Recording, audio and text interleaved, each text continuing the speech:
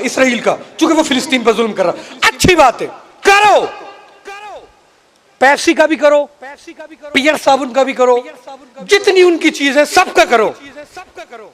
مستقل ممبر سے ہو رہا ہے کہ ان کا بائیکاٹ کرو، ان کا بائیکاٹ کرو، ان کا بائیکاٹ کرو. اچھی بات ہے، کرو.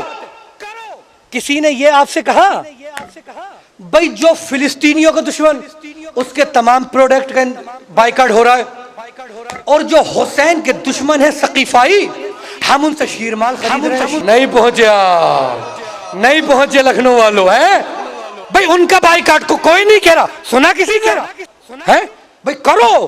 جو فلسطین کے دشمن ہے کرو، ہم منع نہیں کر رہے. ہم شیرمال کس سے خرید رہے ہیں؟ ثقیفائیوں سے. اب کوئی یہ کہہ سکتا ہے کہ بھائی وہاں تو پیسہ انہیں جا رہا ہے اور یہ ثقیفائی کسے پیسہ دے رہے ہیں. تو سنیے روایت. شیخ الرعاملی نے وسائل الشیعہ میں روایت نقل کی ہے. روایت نمبر ہے 16,536. حدیث نمبر کتنی؟ 16,536.